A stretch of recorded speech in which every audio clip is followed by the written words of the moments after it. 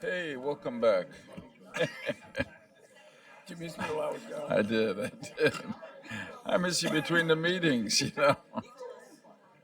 Okay, we're ready to begin again. I hope everybody had a good lunch, and we're only 15 minutes behind our schedule. Is it? No, we're actually 25 minutes behind, but we're going to shorten the afternoon break.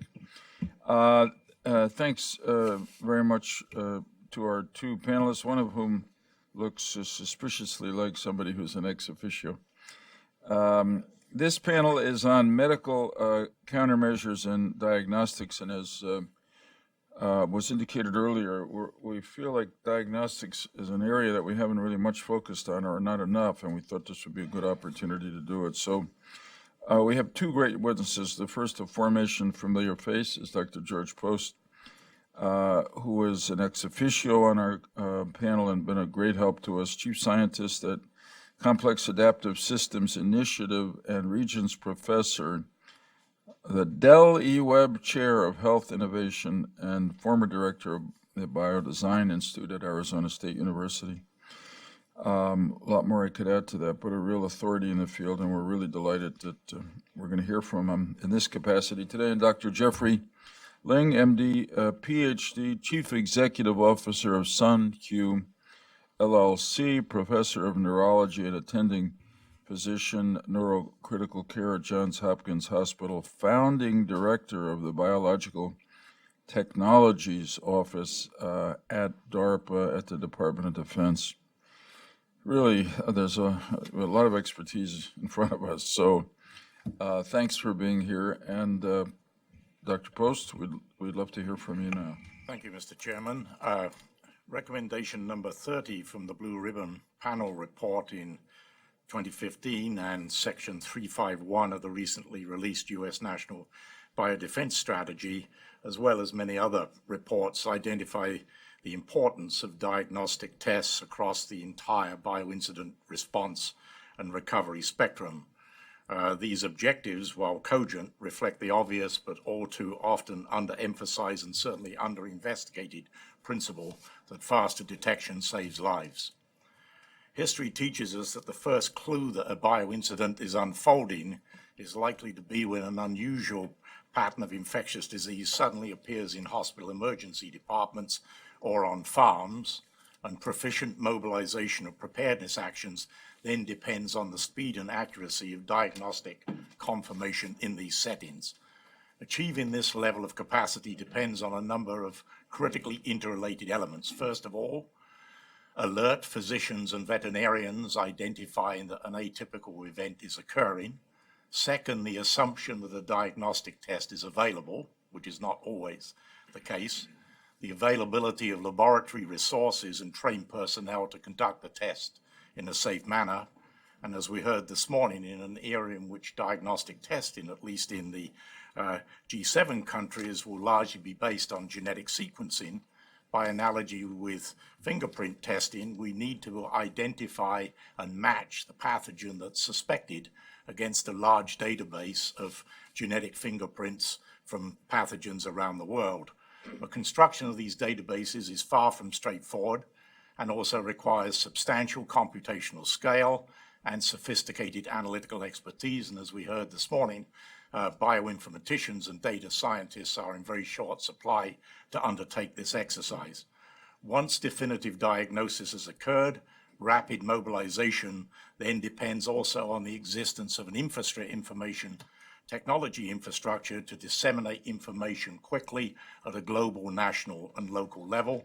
And the next generation of diagnostic tests, in addition to detecting the organism, should also be able to detect features indicative of drug or vaccine resistance, potential changes in virulence markers, and whether or not there has been deliberate engineering with nefarious intent.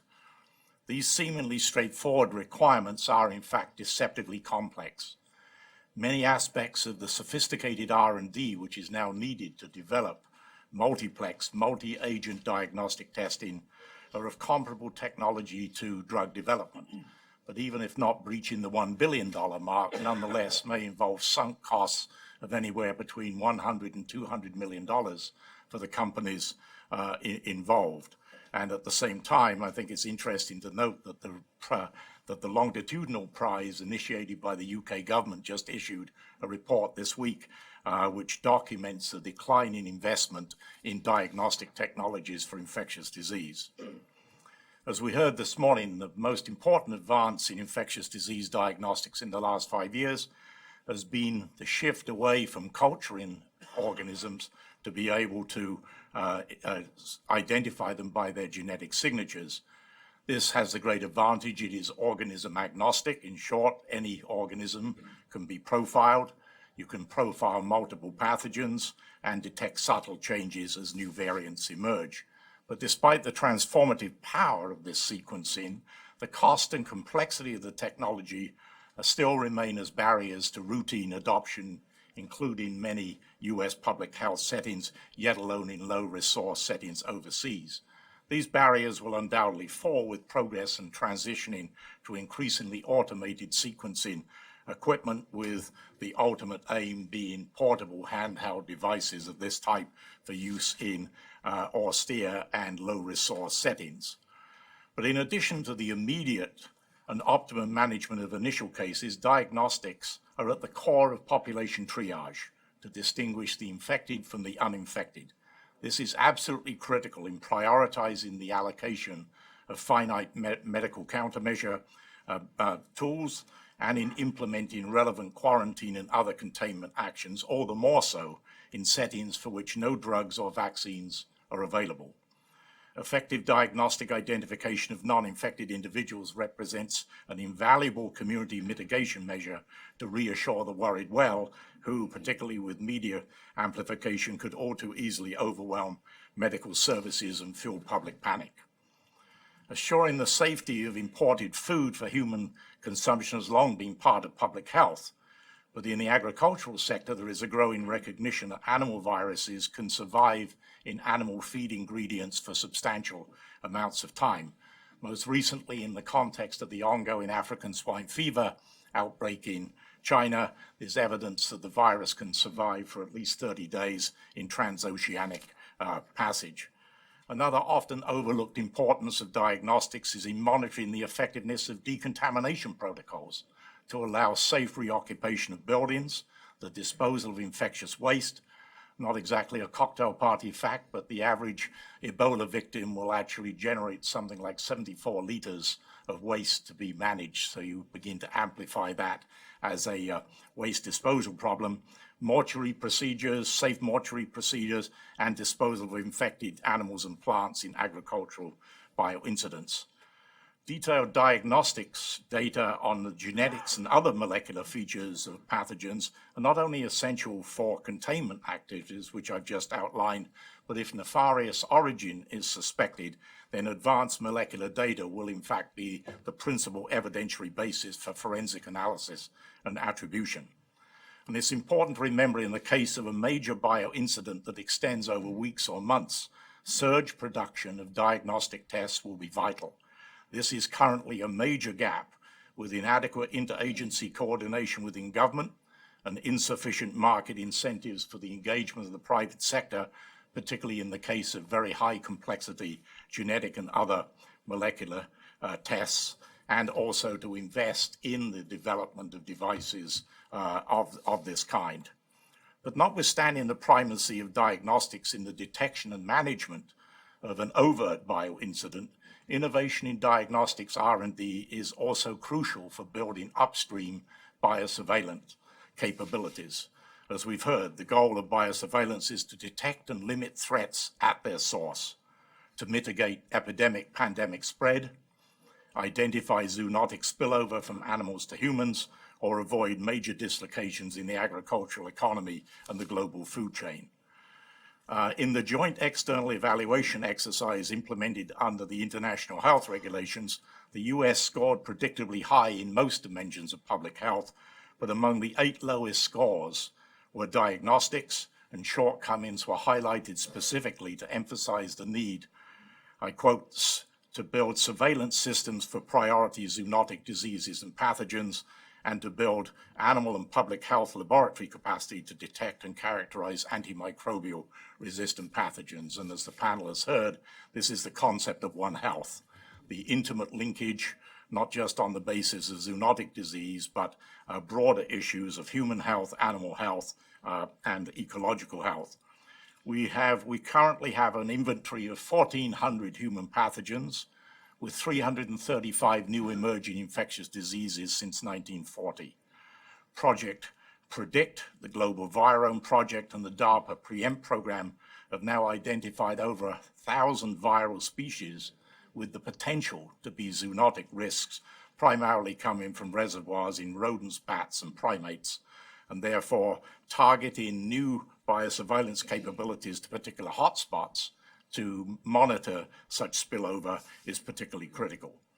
The next element is the fact that development of such a real-time biosurveillance capability depends also on parallel proficiencies for the timely transport, receipt, and diagnostic testing of samplings, together with sharing of data to construct global databases and real-time situational awareness. I will not be as diplomatic as Admiral Shukat earlier. I think the recent action by the People's Republic of China to not share the influenza H7N9 strains is a troubling portent involving the one pathogen that most of us feel is potentially the most dangerous potential pandemic threat. And these unfortunate actions build on previous obfuscations and lack of transparency by the People's Republic of China about SARS in 2002 and the prevalence of circulating influenza strains in their poultry industry, and as I mentioned earlier, now African swine fever. And more recently, concern has been voiced that the Nagoya Protocol of the Convention on Biological Diversity may impose additional costs and delays in sharing samples because the gene sequences involved may be the potential source for filing of intellectual property by the nations involved. So data sharing, interoperable databases, and the big data challenge all come together, and despite the obvious theoretical appeal of real-time sharing of critical public health data, significant obstacles remain. We may in fact get data from 2.6 million people in emergency rooms per day, but that is often delayed in its reporting. It is voluntary, as we heard, and certainly does not capture the increasing importance of walk-in clinics such as urgent care and so forth. Even with optimum capture of data, data silo in multiple databases with incompatible formats and lack of interoperability still remains a major issue. And as we heard, the big data challenge moving to the exabyte world, namely 10 to the 21 bytes, is in fact an issue that we have to be ready for. So in summary, even though this is clearly a very superficial analysis of a very complex domain, with apologies for the alliteration, my remarks can be summarized by a series of S's. The first, by definition, is situational awareness. That is prime in all of these issues, whether it be biosurveillance all the way to forensic attribution. The second is surveillance. What's out there? What's potentially coming?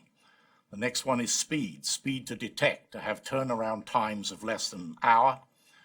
The spectrum, the ability to profile across a broad range of organisms.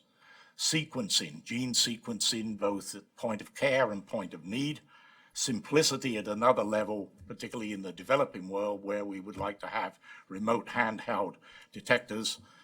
In any instance, scale and scalability, not only for our databases, but also in terms of surge production, which is a major gap and a major vulnerability, even if we know what the organism is in the case of an extended episode.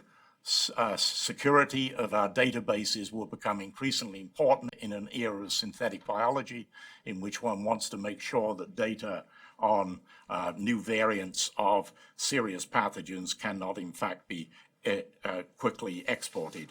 But my final S is perhaps the most important one, suboptimal. We have an underappreciation of the role of diagnostics across the full spectrum of biodefense preparedness. We underinvest relative to drugs and vaccine countermeasures. We have ill-defined priorities for interagency R&D and engagement of the private sector. Underinvestment in the infrastructure and technologies to monitor the threat posed by zoonotic spillover, and lack of international policy development for dual-use applications of synthetic biology, which carry implications not only for the need for new diagnostic technologies, but also drug and vaccine development. So as acknowledged, Mr. Chairman, there are indeed a broad repertoire of new technologies which can be mobilized. These will in turn require new regulatory paradigms for these technologies, but perhaps the 800-pound gorilla in the room, apart from the pace of science and the changes that Mother Nature, yet alone terrorism, may impose, is that we have to create suitable market incentives for industry engagement, and for the most part they are lacking. That is a challenge not just in the infectious disease area. For those of us who work in the oncology field, reimbursement for molecular diagnostics for cancer is equally as pernicious as a problem. I'd be happy to address these topics and others in question time, Mr. Chairman. That concludes my remarks. Thanks very much, Doctor. I'm going to add an S, which is a simplistic, or some might say simple-minded question, but just so I, for one, understand, what would you include in the definition of diagnostics, just as a general definition?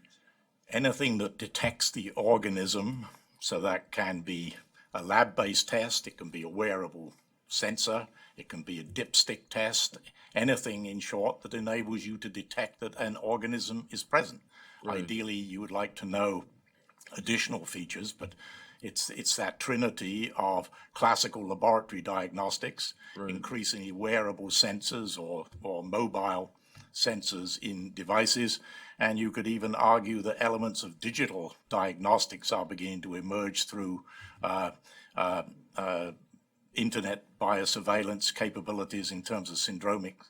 So anything that enables you to better understand what an organism is, where it is, and what's happening with it. So it's a very broad definition. And that can be in response to obviously an infectious disease outbreak, but also a bioterrorist attack. Yes, absolutely. So all three categories of detection, whether it be upstream in terms of environmental biosurveillance, monitoring an event has actually occurred, and as I said earlier, once an event has occurred, the triage of the population, particularly to differentiate the worried well, who will be still the majority, from the infected individuals, and obviously in the context of veterinary medicine, distinguishing the infected herd from the uninfected herd or flock becomes equally important.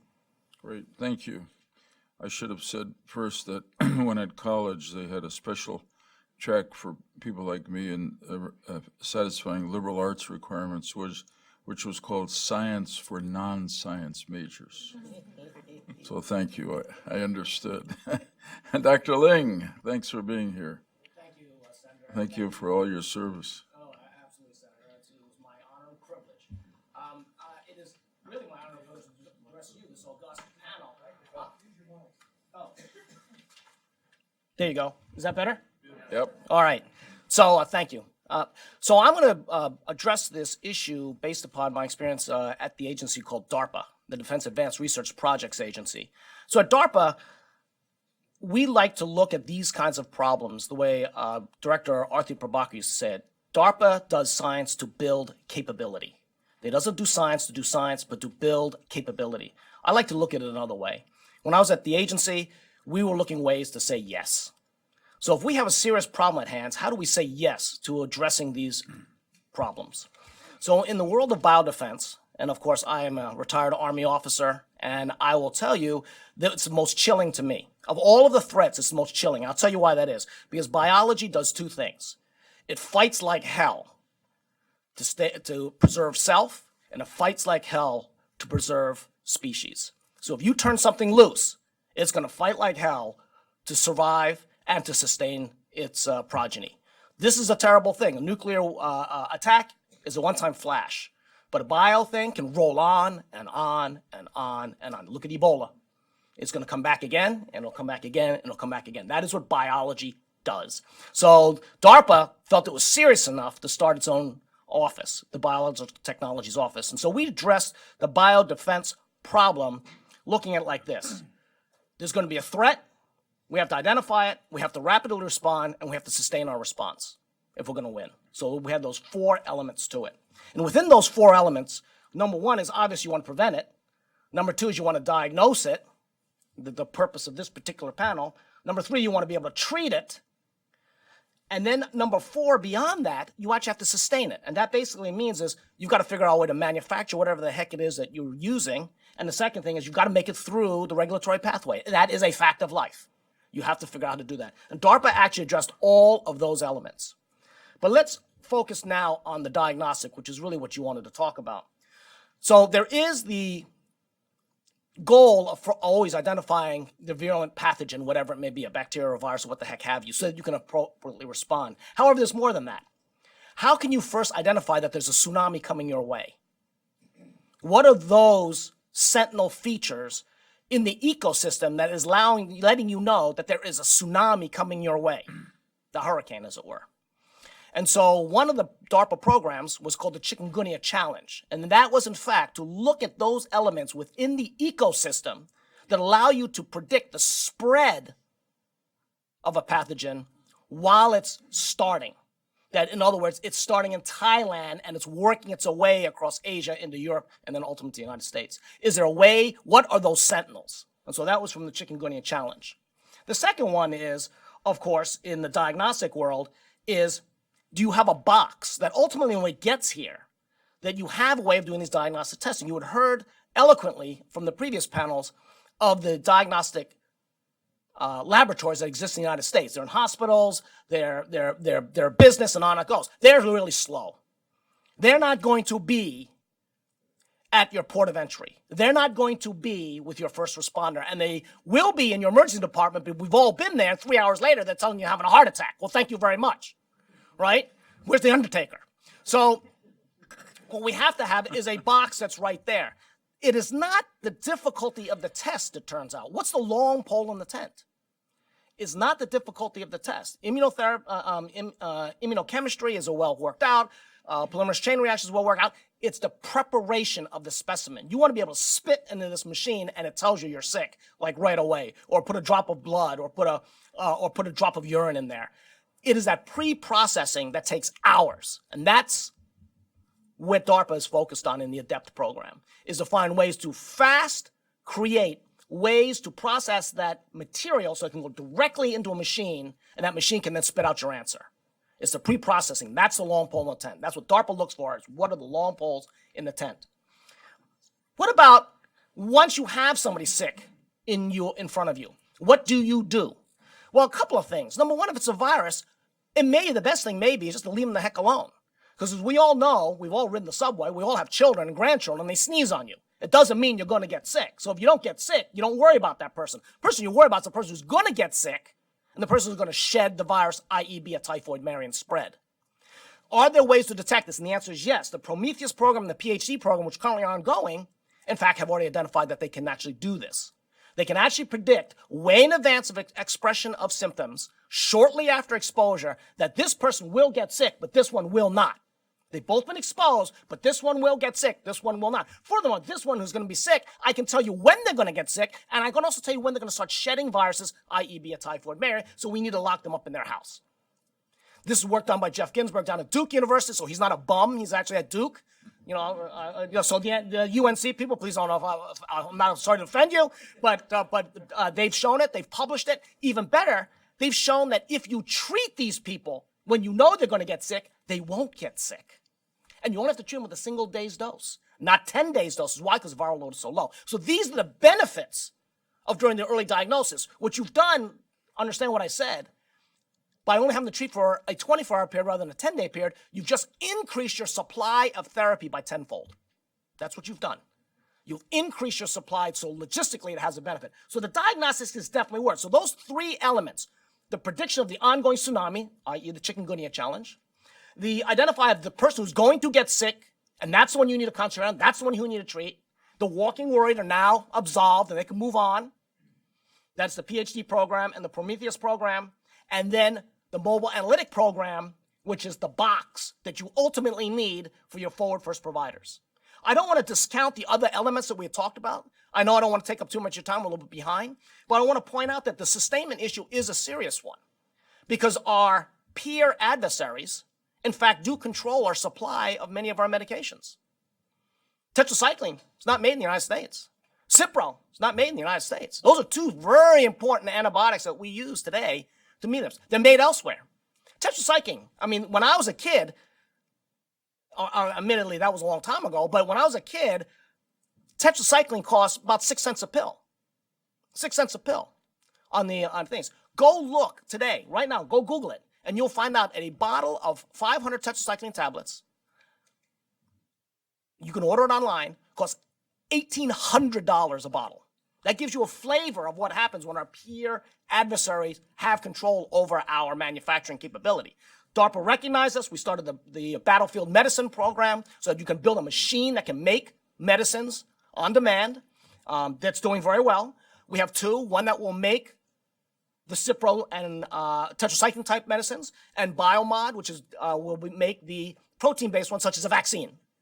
The point is you want to bring that back and you want to distribute that. When there's a pandemic, the last thing you want is people driving all over the place trying to get there. You want to be able to walk to a Giant or walk to a firehouse and be able to get the medicines they need. And that's what this whole idea was about. This is something that we're doing with Barda. God bless Barda. Barda is taking this and grabbing it, this problem by the horns, and are running down with it. And so I want to say again, these are elements too that we can't forget are really important elements to this whole response concept. So I'll stop here and I'll come back to where are some of the things that we need to go from here. One is transition. We had talked about it again and again and again. We have to find a sustainable model for this, whatever it may be, of any of these things, i.e. it has to either be by the government, that's possible, but even better will be a commercial market. And DARPA works hard to try to find commercial transition partners. Why is that? This is the size it is and not the bag phone that we all remember because it would made a commercial market. The U.S. Army was the only one making the bag phone. Guess what it would look like? It'd be the suitcase phone. So right now, it's this because of a commercial transition partner. We have to find ways to do that. That is not easy. That is hard. That is very hard. DARPA is great. I love DARPA. I mean, I'm a DARPA geek. I get it. I was there for 13 years. But DARPA has a very narrow mission focus. It just does. I mean, we have to do all the other stuff that DARPA does. The Biotechnology Office, which I was the founding director of, I'm really proud that this was an element of that portfolio. But really, this is a bigger problem than that. Our good friends at the ASPR, Bob Cadillac, his name is being used multiple times. He's a genius. Bob and Barda have taken this on and they've actually created Drive. Drive is a DARPA-like element of Barda. Thank God they're doing this. We need something like this. We need a group that can say yes. There's plenty of people we can say no to. Just go to the post office, you know? And so what we want at Barda is actually Barda needs to be resourced up for this. And so I'm going to campaign hard to try to get resourcing for Barda to be resourced up. And then you would ask, should there be a DARPA-like activity within HHS? And I would argue there should be. You shouldn't have to depend on the Department of Defense to do these things. The HHS should be doing these things. So a DARPA-like model in the government, in HHS, small like DARPA is. DARPA is small. DARPA is as you know, a $2.5 billion agency. It's not a $38 billion agency, very small. But in the end of the day, small, lean, and mean, the ability to say yes and to attack these problems head on is really the way we're going to get there. We can talk about them till we're blue in the face, but the goal of America really is the innovation capacity that we have to find solutions. Thank you. Here, here. Thank you. Governor, you want to start? Oh, thanks. I gotta tell you, I was absolutely intrigued by this. You both referred one to a heart attack, one to this. About a year ago, I used this for self-diagnosis. I woke up one morning and I said, I'm not feeling very well. I wonder if I'm having a heart attack. So long story short, the whole notion of having a capability at your side is really critical, and we're going to get there. I guess the point is, what's the quickest route to get there? Is it? Presumably we need Barda, good funding with Barda. Do we need to create a market? we want private sector, we want commercial market to do it, but they're profit driven. So we have to create a market. So very interested in your perspectives as to what is the combination of both public and private and market related environment that would stimulate the kind of accelerated growth in the diagnostic technology you're talking about. It's again a multifaceted response, but you're right that this will actually become a sort of the Siri of healthcare in its own way. We're already seeing an emergent field now of digital psychiatry, where much more accurate identification of categories of mental illness can now actually begin to be monitored in this way. Moving it into the infectious disease arena does require, as Dr. Ling said, that you've actually got to deal with at least a biological sample. Where you're dealing with agents that we know are common today, yes, you can develop, in fact, there are prototype units that function very well against those bugs which are with us all the time in emergency rooms. But once you begin to start talking about the exotics, and also having to scan a spectrum of them, then the technology is here to be leveraged, but it then becomes the economics of the incentive. Because if I have a company, it's going to cost me $150 to $200 million to develop that multiplex test and to constantly update it. Not only have I got to have market pricing, which is sufficient for me to recover that, and if I'm a publicly traded company, by definition, I've got to make a profit too. But we're trapped already in a world of reimbursement, which Congressman Greenwood knows very well, where much of the modern diagnostics are still struggling for existence simply because they're not afforded the profit margin. Because essentially they're titrated back to the old style diagnostics that you have when you have your annual physical, your sodium, your potassium, your creatinine, so-called uni-analyte tests. But when you move to these very sophisticated multiplex tests, which as Dr. Ling said, you've also got to get a PMA approval in most instances from the FDA. That is a protracted, high-cost investment.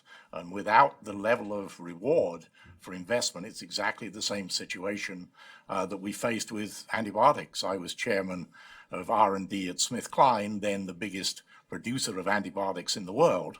And I have scars on my back trying to keep the antibiotic business alive, but I lost simply because there was no market. The market for antibiotics evaporated.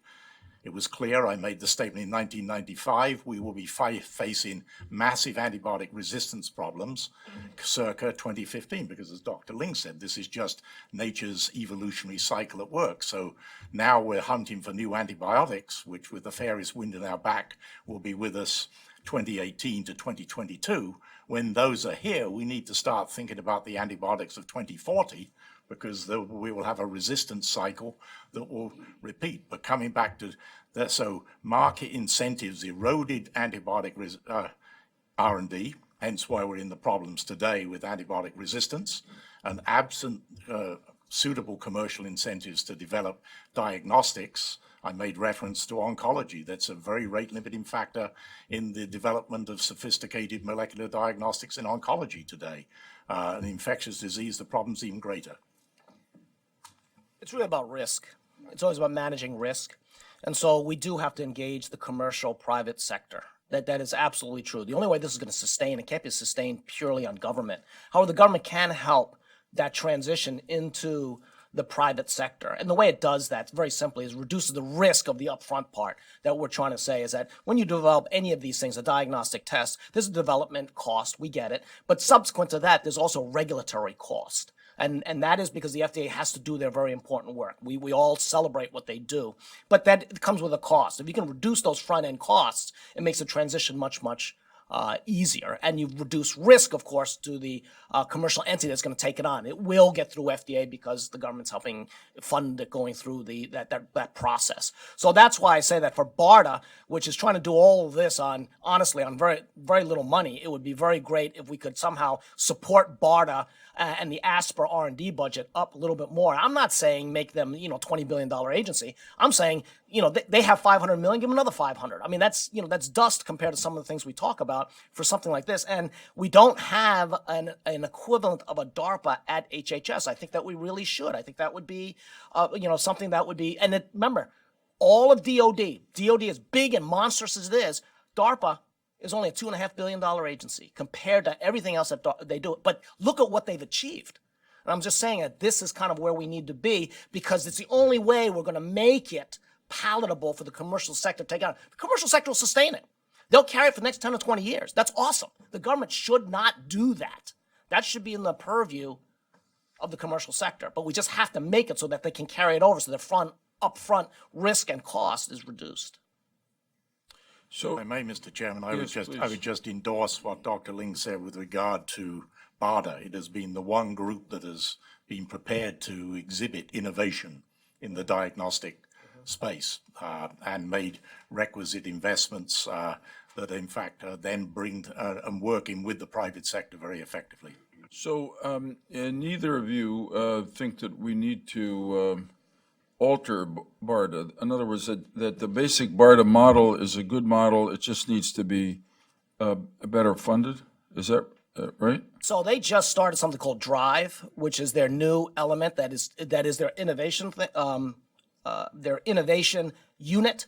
They actually stood that up in only 90 days. It just shows you that under the leadership of Rick Bright and Bob Cadillac, what they're capable of doing. So I would say right now, give them their chance. They're trying to do it on nickels and dimes that they're scraping together from that they're finding. But honestly, just give them their chance. For far too long, they were not allowed to undertake some of the most fundamental research, which is needed to move in this translational sequence. And not only Drive, but another initiative that they've created called CARB-X, which relates to antibiotic resistance, again reflects forward thinking and a recognition of the challenges of commercialization. Dr. Ling, in the work that you did at the Biological Technologies Office for Barda, DARPA, sorry, I was going to ask, were you able to interest the commercial entities in taking that work and translate it? Oh, yeah. Yeah. Yes, sir, Senator. So a lot of the things on the ADEPT, for example, that program that I talked about, more in the therapeutic side, they had a relationship with GSK and Novartis to take some of the things forward. The mobile analytical platform, there was efforts to get Abbott. Abbott actually was going to take it on. To my understanding, though, Abbott has not continued to forward, but they actually assumed control over it from that little company. So we got Abbott. The nice thing that the government can do is make those introductions, make these marriages, because, a lot of times the big companies don't know where they are. But in some cases, they're going to be direct spin-outs. The one long-sustained genomic vaccine that came out of this whole effort has started out as a stand-up by itself company called DNARX. The Hedges platform is a one-shot, lifelong immunity kind of thing, and based upon non-viral. That's the key point. That's another long pole in the tent, right? Is using a virus to introduce genomic material. You get sick as a dog. So this is a non-viral approach, and that spun out, and it's kind of on its own. So it is, there's ability to both transition it center to large companies, such as the Abbotts of the world, the GSKs, and also to spin it out as a small stand-up company. Remember, Facebook started as a couple of guys in the basement of Harvard. I saw a movie about that. Yeah, I did too. Yeah. It was a good one. That was a good one. So what about the problem that Dr. Post mentioned that we've wrestled with, which is how do you create incentives in the private sector to produce medical countermeasures or diagnostics for which there may not be a market unless there's a crisis? That's always a problem. DOD has that same problem, Senator, as you know.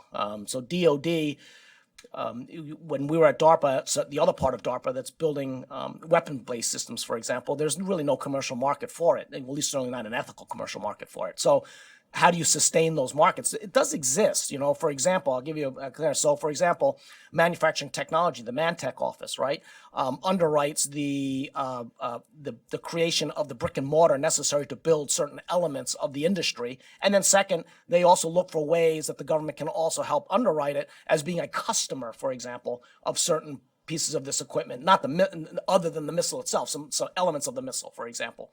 The lens. The lens, as you know, is really important on the JDAM bomb, but we don't use too many of those. So how do you sustain that business? And so, of course, they underwrote them to develop those to become lenses for lighting fixtures. So in essence, there are ways to do this. We have to just be a little bit more innovative in our thinking. We do have a model that exists. We do have existent legislation that allows it. It's just a matter of policy that's kind of blocking us right now. And policy is hard. Legislative changes are really hard. I don't have to tell you guys that. You know better than anybody. So since the regulations exist to allow this to happen, we just have to be a little bit more agile in terms of applying them and be a little bit more flexible in allowing Barda and these other folks to do their job within the law, but perhaps a different interpretation of it. And as we heard at a recent presentation of the panel on the new smallpox vaccine, guaranteed purchase agreements are absolutely essential if you're going to be engaging in something for which there's no civilian market. And as we heard in the smallpox example, it cannot be held hostage to the annual budget cycle. Otherwise, your investors are not going to support the engagement in those sorts of activities. So guaranteed purchase and guaranteed sustainability of funding for the projected R&D cycle are absolutely essential. Tom? Well, that was actually going to be my question, Dr. Ling. Dr. Post just said it, I think. How could you just clarify your view of the importance of multi-year funding to ensure that market? Oh, no, I couldn't be more supportive of what Dr. Post just said, and the point of multi-year funding. That these year in, year out cycles are really very disruptive to anybody who's doing early R&D and ultimately to the sustainment model. I mentioned to you manufacturing technology a moment ago. That's out of the OSD of the DoD. That actually has, as you know, that money has no year to it. That's actually money that was legislated by the Congress, and it was money that actually has no timeline to it. So when a company gets manufacturing technology dollars, i.e. man-tech dollars, to build their brick and mortar, that dollar does not expire. That's incredibly helpful for them as they build out their business model and, in fact, build out the sustainability of their business model and takes away that upfront risk. Once they know they have those dollars and investors know they have those dollars, you've taken away a lot of risk from those people and they're able to do the build out. So, man-tech does exist, so evidently there is legal precedents to do this, and we should take advantage of that. And just to be even more clear, when we say multi-year funding, how would you define multi-year? In the cycles that we're in, they're 4-year cycles. 4? Is that sufficient? At least 4. At least 4. And again, I think for diagnostics, 4 should be enough. But in therapeutics, it is possibly a more extended cycle. But as it would be if you were in industry, you would say, here is the project. We've approved it on the basis of claimed technical feasibility with a projected duration of X.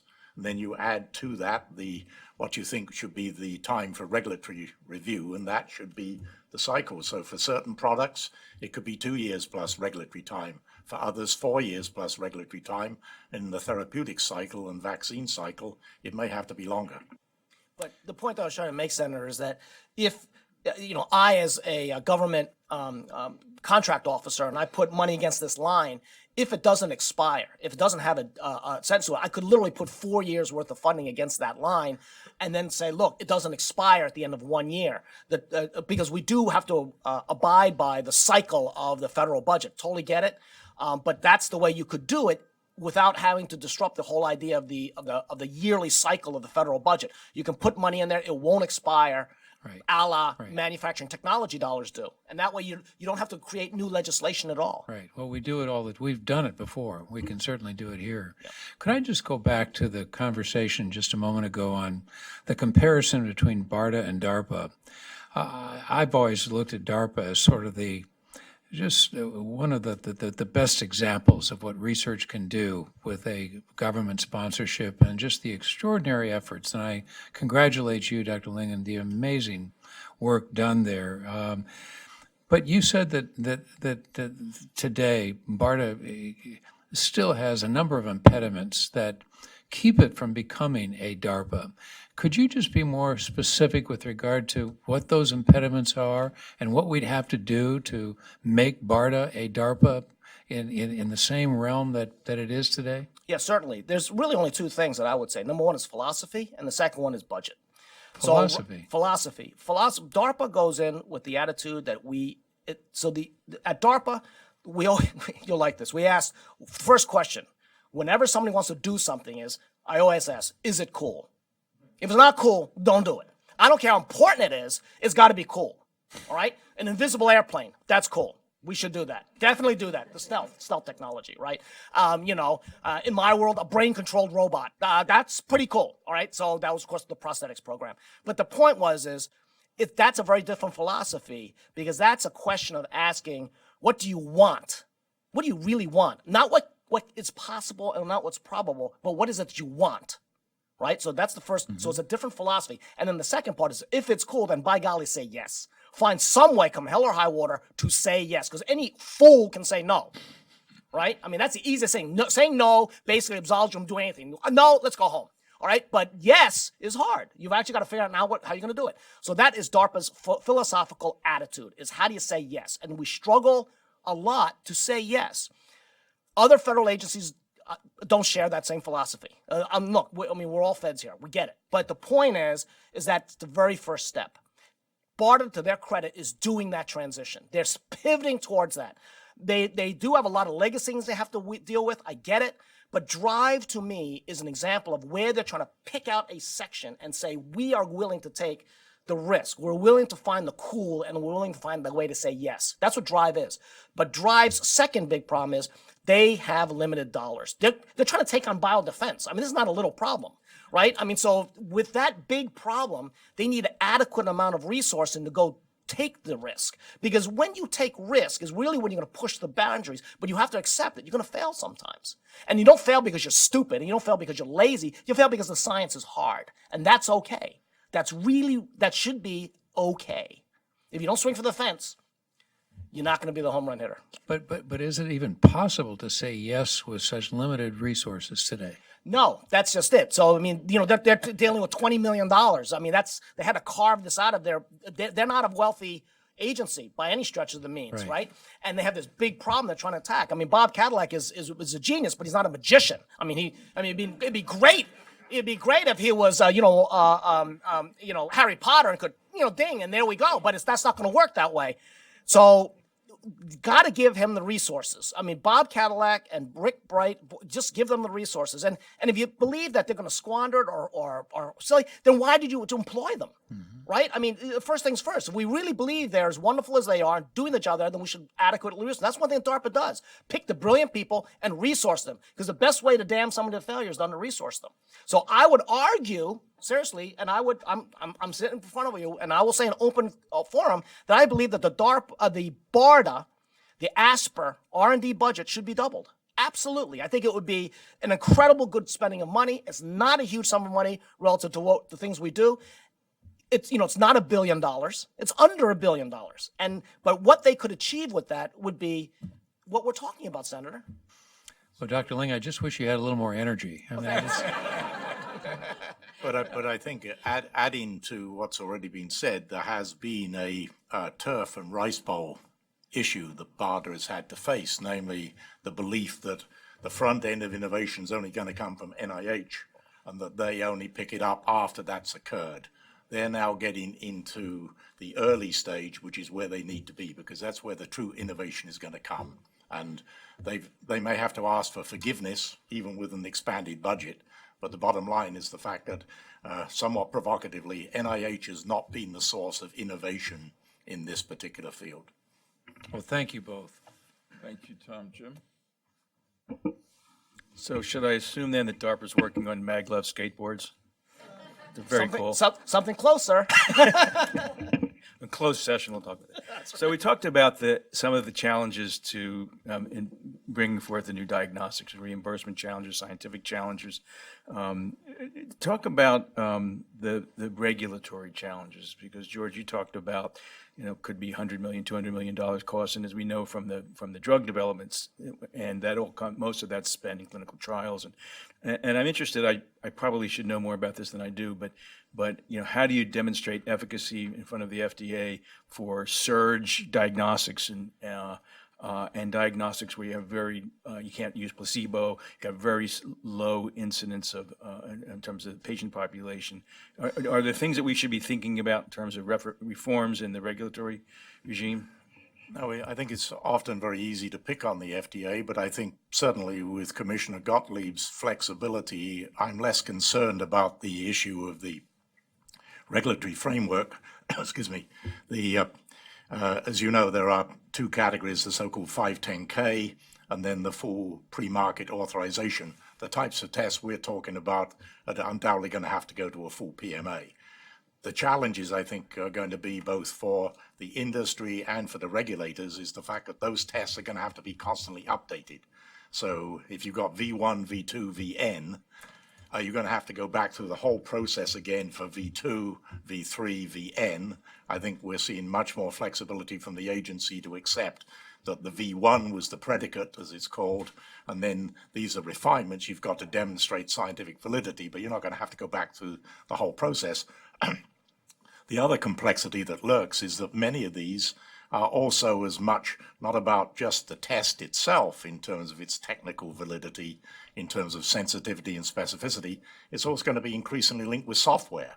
So you're going to have a duality of the actual test itself coupled with the computational capacities that go with that test. And so I think that the agency is starting to wrestle with that one, which of course goes well beyond infectious disease because, as Governor Ridge said, so many elements now of digital therapeutics where you're linking a decision based upon information. So the agency, I think, is spending a lot of time intellectually to deal with that. But so I'm less worried about this constraint from the regulatory standpoint. Ken? Thank you, Jim. Just briefly, Dr. Ling, I was intrigued by your comments about the ability to predict who's going to get infected.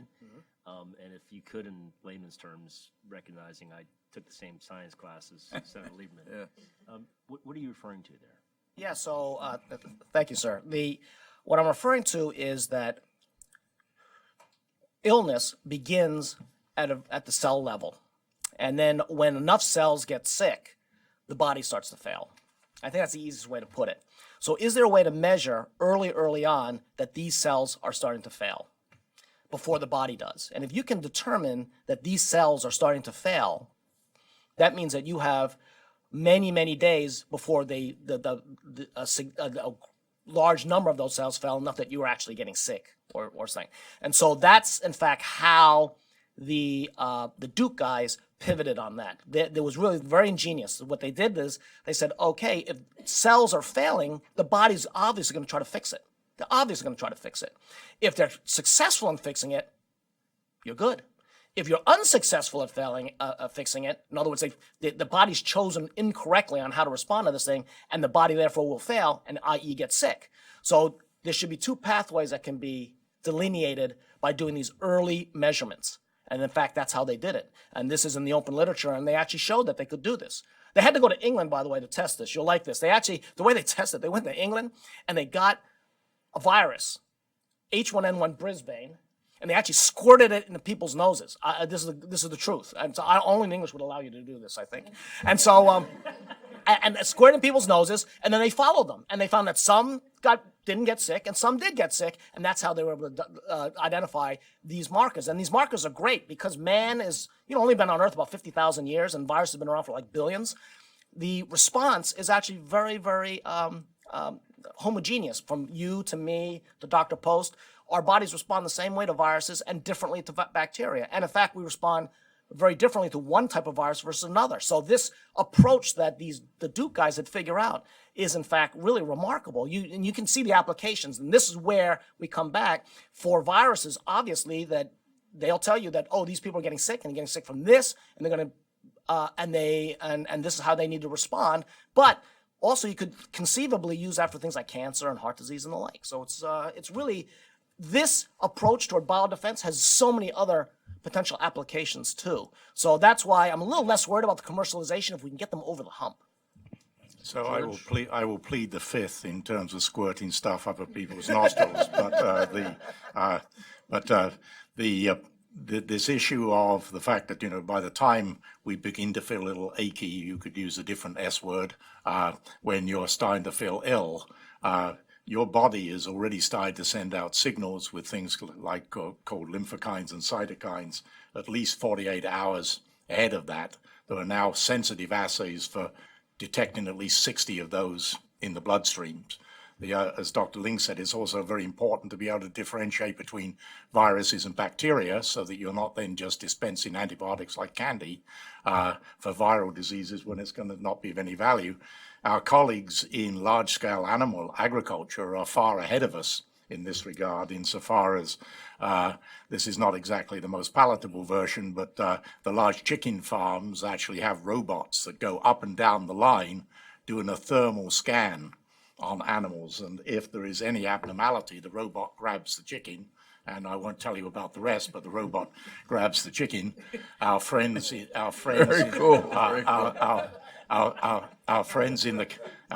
the cattle industry have collars that measure whether an animal is eating, the frequency of eating, mobility, so they're actually able to identify an ill animal long before, because the economics of the herd are the issue at hand. So whether it be overt sensors on the outside or these biochemical molecular markers out of blood or saliva, these are very active areas of research. And as Dr. Ling said, this goes well beyond infectious disease.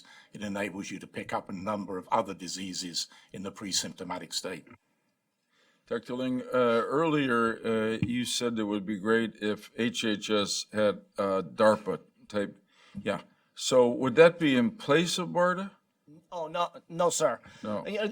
You know, when I say that it would be great if HHS had a DARPA-like, Yeah. I mean, if you think about all the other problems that we face today, autism, you know, pancreatic cancer, Right. on it goes. I mean, there's such a, this would be great.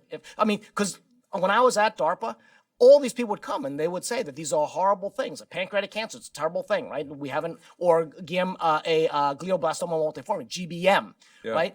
No significant improvement over the last 50 years. And wouldn't it be great if DARPA could take this on? It'd be awesome if DARPA could take this on, but DARPA is just this big of an agency. So a HARPA or a DARPA Health or whatever you want to call it would be great. Yeah. However, biodefense is a serious problem. It should be, it should have its own focus. It should have it should have its own place. And I think that Barda has the mission for it. Barda's ready to take on that mission. They've already proven themselves. Good. And I would say that also alleviates this health DARPA from having to do that and can focus on things like autism and pancreatic cancer and GBMs. Thank you. I want to follow on Tom's question about your energy level. Could you give us your diet?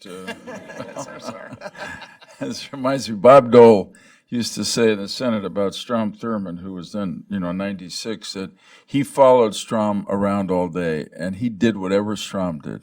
If Strom had a banana, Dole had a banana. So, and God bless him, he's still with us. 95. All right, you've been both of you've been great. We're proud George's member of the family. That how you're cool. Thank you. You may not be a robot, but you're cool. That's right. Any other questions? No. Okay, we'll go to the last panel now. Powers that be, ladies. Should we have a short break? Should we skip the break? What do you want to do? 5 minutes. All right, Asha, you're the boss. We'll be back at 2:30.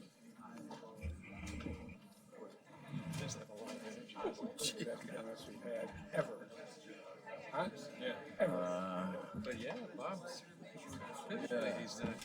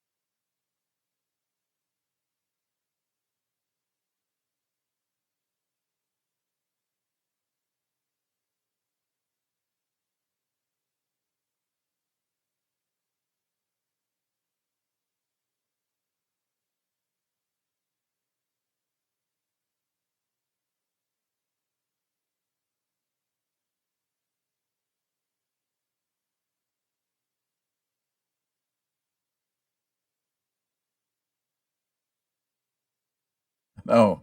Ah, there we go. Thank you.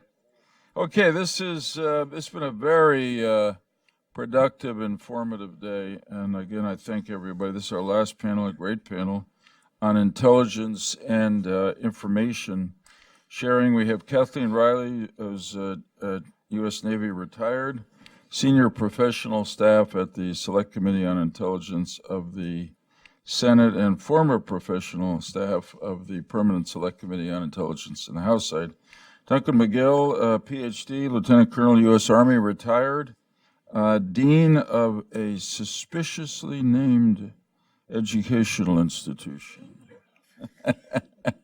The Ridge College of Intelligence Studies and Applied Sciences at Mercyhurst University. It's a great tribute and totally deserved, obviously, by Governor Ridge, and quite consistent with his public service that this exists. And then Dr. Kerr, PhD, Director of Pandemics and Emerging Threats Office of Global Affairs at the Department of HHS. So we're really delighted to have you here. We have a good solid hour, maybe a little bit more. And Ms. Riley, let's begin with you. Is this on? Yeah. Thank you very much for having us. I think I speak for my fellow panelists that this is an important issue and something that the country needs to address. I'm Kathleen Riley from the Senate Intelligence Committee staff. In my oversight responsibilities that were passed on to me a year ago when I took the seat from Dr. Bob Kadlik, was, you now have the mantle for bio and biosecurity. The unfortunate piece about this is that intelligence lives in the dark corners of the world, where we look at things as how the enemy can attack us. What are our vulnerabilities?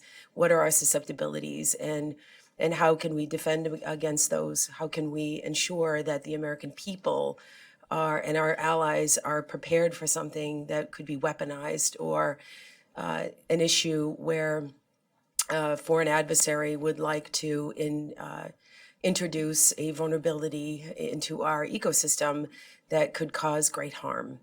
So in the National Blueprint for Biodefense, the Blue Ribbon Study Panel, there was recommendation number 6 and recommendation number 16, which Dr. George has asked me to address. So recommendation 6 really talks about how to really focus biodefense in the intelligence community. Now, the head of the intelligence community, the DNI, right now, as we were talking earlier with Senator Lieberman and Senator Daschle, is part of the WMD group. So it's really, it's a sub-project inside the WMD group. And it really needs to be brought out into the light. It needs to be focused, as before we were talking about in the prior panel, about focusing biodefense. But in the intelligence community, to focus it, quote, left of boom, to quote my DOD colleagues, what are our vulnerabilities? What are our susceptibilities? And what are our adversaries' intent? And then what is the government's duty to warn? So recognizing this issue as an intelligence security issue, national security issue that's vital to our national security interests is paramount, and identifying pinning the rose on someone's lapel to take responsibility and as an executive agency and what those missions and roles may be. The recommendation number 6 recommends that the DNI appoint a NIM to centralize bio issues. And there's some further study that's being done right now. Dr. Bob Kadlik is looking at this, and his counterparts inside of the Director of National Intelligence are also looking at this. The NIM would have to look at issues that are, before the attack. What are our abilities to protect against an attack? And then what the intelligence community's response would be and what their roles and responsibilities would be to an attack. Raising it to the level that it's a discrete and focused area, that not only biodefense begins at home with things like, the cigarette pack warning that says the Surgeon General says that smoking kills. Well, what happens to your DNA when you send it away to 23andMe and Ancestry.com? Where does it go? What is the government's duty to warn where DNA leaves our shores. A whole of government approach is absolutely necessary, but unfortunately, as some of the senators on the committee would say, a whole of government means none of government. So really understanding who the executive agency is and where those missions and roles and responsibilities are in the intelligence community and beyond the intelligence community and who they're responsible to is absolutely necessary, outlining those and making sure that you have a policeman with a carrot and a stick to make sure everyone is doing their job. I'm also a cattle rancher on the weekends. I have a small herd up in Pennsylvania, and my husband lives up there full time, and I go and see him part time. But looking at cattle and looking at birds and the health of our livestock is also very interesting, because those things can cross over into humans. And it's one area where the intelligence community really isn't looking. So it's one area that where I think we can pull on and really understand how that human and animal interaction happens. It's not something that the Department of Defense is really looking at, and it's unfortunately not something that the intelligence community is looking at. So I was listening to Dr. Post's remarks, and I think he's spot on. It's something we really need to look at. Avian flu, for example. Treating the bio threat and our biodefense is a critical national security infrastructure issue is absolutely necessary, both in the intelligence community and beyond the intelligence community. Local law enforcement, how do you respond? What's your duty to warn? How do police officers, what are the police officers' vulnerabilities going to be? New York City Police Department, for example, if anthrax were to break out and they couldn't respond, how would we as the intelligence community have a duty to warn the rest of the community?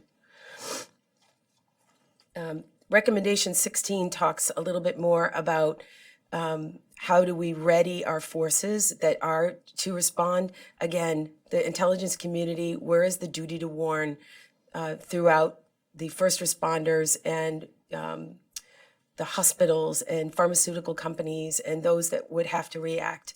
What is the mission and role of the intelligence community, and how do we share that information? Sometimes information that is considered very close hold, pharmaceutical companies and specific recipes and cocktails that they have for their medicines, how do we protect those? One of the areas in the National Biodefense Strategy, there were 5 specific goals with recommendations in each one of the goals. The intelligence community really only addresses goals 1, 2, and 3. And there was a common thread between all 3 of these goals that talks about risk. What preventative measures do we need to take in advance, and how do we measure risk? So it's a good question, and it's been brought up in the previous panel. Both Dr. Ling and Dr. Post talked about preventative measures. The cowler, for example, which is the device that the cows wear that tell you when your herd is sick so you don't pass from one cow to the next cow. Avian flu, for example, how do you know what strain of avian flu you have, and how do you share that with local law enforcement? What is the risk that we have in our vulnerabilities as an American people to certain strains? For example, if the collection of DNA in the United States of America that is running rampant for 23andMe and Ancestry.com and some other companies that do DNA analysis, people's most interesting subject is themselves. So everyone is very interested in where they came from and who they are.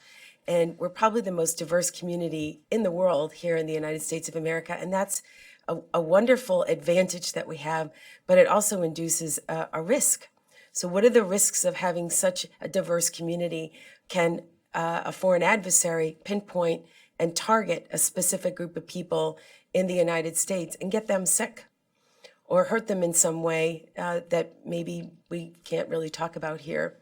Zinc fingers and CRISPR-Cas9 using gene editing tools, genome sequencing labs that are being bought up by foreign governments, that there's only very few genome sequencing labs left in the United States that are owned by Americans. What kind of a risk does that induce into our American enterprise? Missions and roles, again, addressing risk, missions and roles. You sit and count up how many people have responsibility and how many people are, quote, doing bio. And it's the list I have right now is 27 different people. So how are they communicating with each other? Do they have a common place? Is there a app for that? Is there a cloud infrastructure or a place where you can sandbox theories and ideas collectively, but protected environment so that some of those outcomes aren't known to our adversaries? The role for the intelligence community is a hard one to address, and both the chairman and the vice chairman of the Senate Intelligence Committee are always amazed at how much biodefense and biointelligence and genomics are involved in everything that we do every day.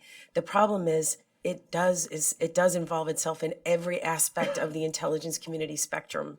So how do we bring focus to all of these areas, everything from missiles to makeup, everything that happens in the intelligence community?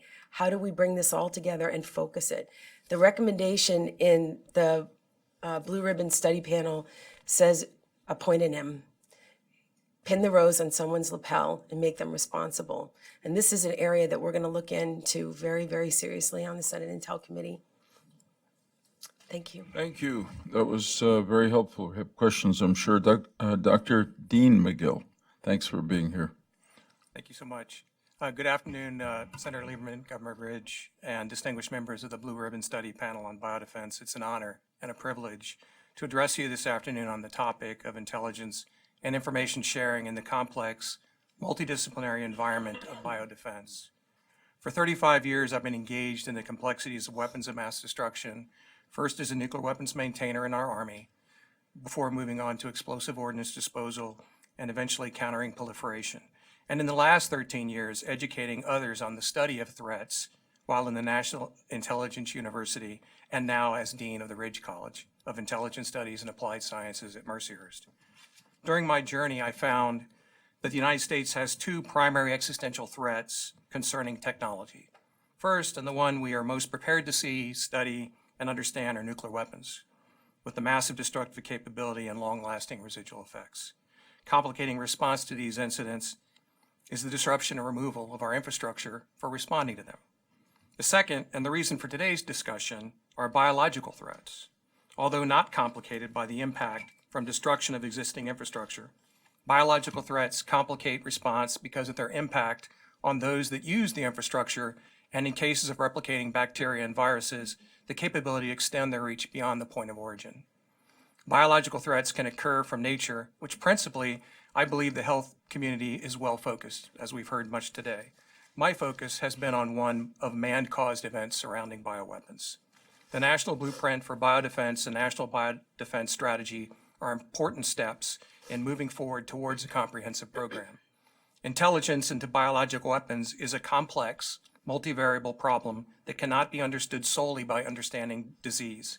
The medical side of this problem is reactive in nature. To be proactive and prepared to understand or counter the myriad biological threats requires understanding the system of systems that they comprise. The systems include our research science, engineering, management, production, storage and logistics, weapons design and development, education and doctrine of use, policy, financial activities, as well as medical preparation and response. As we move forward with the implementation of the National Biodefense Strategy, I believe the key to understanding these system of systems is integration of the disciplines into a task-organized team to better understand what we know, as well as where our intelligence gaps are. The gaps may be in knowledge about the science or knowledge about the intelligence targets. In all cases, the intersection of technology with humans is what interests me. What matters is who and how the technology will be used for nefarious purpose. By task organizing our team, we understand how to map the threats across the system. We can identify intelligence gaps and better understand how to prioritize limited resources into collection and analysis programs within the intelligence community. However, I believe the critical outcome of bringing together the disciplines is increased intellectual diversity. And we know that in both medicine and intelligence, increasing our intellectual diversity spurs increased creativity. By integrating our expertise, we allow better understanding and communication across the disciplinary boundaries. Couple that with the fact that today, more and more discoveries occur on the overlap of the Venn diagrams of two disciplines begs for an integrated systems approach to studying the biodefense problem. Let me give one small example about which I sometimes ask my students to consider. Today, one of the highly promising areas for treating bacterial infections, correcting genetic problems such as cystic fibrosis, hemophilia, or sickle cell diseases, producing biofuels, creating bacteriophages to eliminate malaria-carrying mosquitoes, is CRISPR-Cas9. The enzyme allows much easier gene editing. Researchers can easily alter DNA sequences and modify gene function. CRISPR is generating extreme excitement in the scientific community because it's faster, cheaper, more accurate, and more efficient than other existing genome editing tools. The decreasing cost of entry into this science area increases the amount of research that can be completed, but it also makes more difficult the understanding of where the work is occurring, who is doing it, and for what purpose. Potentially, the disease-fighting benefits of CRISPR are incredible, but there's a threat side to this tool. Unethical governments or organizations may use the techniques to synthesize viruses, allowing the targeting of specific ethnicities with disease or enhancing their genetic traits, as well as the potential for affecting germline stem cells, creating targeted harm or enhancements that are generational. Overlap CRISPR's Venn diagram with the focus on the future advances in artificial intelligence, and you may see a future with the potential for computer-driven design and virtual testing of genetic editing that may eliminate the need for laboratory testing until prototyping. The computer can drive the research based on programming for man and the lessons it learns as it moves through the programming. The disciplines required to study the extent of this problem are not fungible.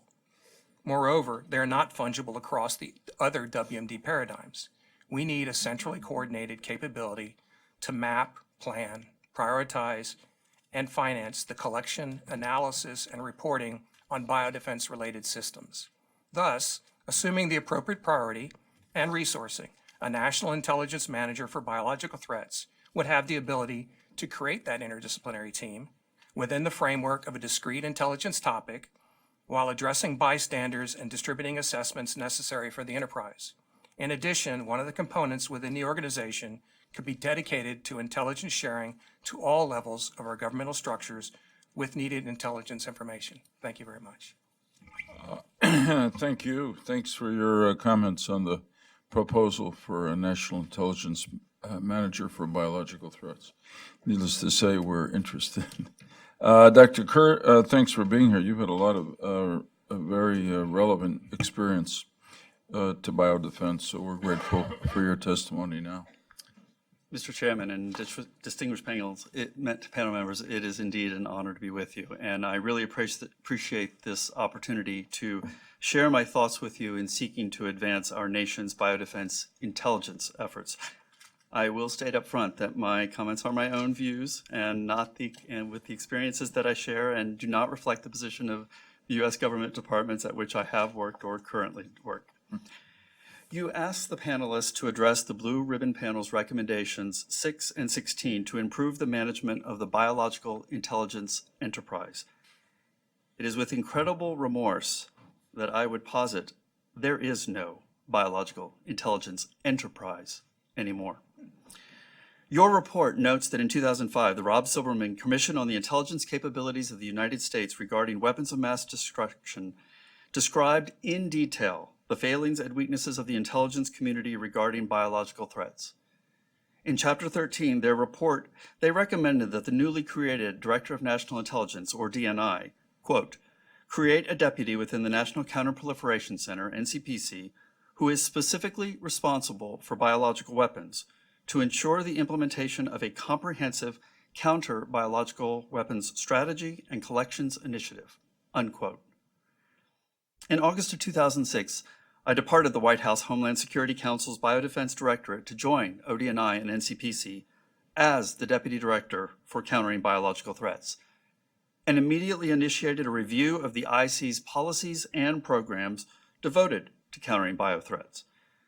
Together with the IC's leadership, we produced the first National Intelligence Strategy for Countering Biological Threats in 2007 to set the vision, goals, objectives, and milestones for the collection, analytic, and science and technology disciplines across the IC agencies.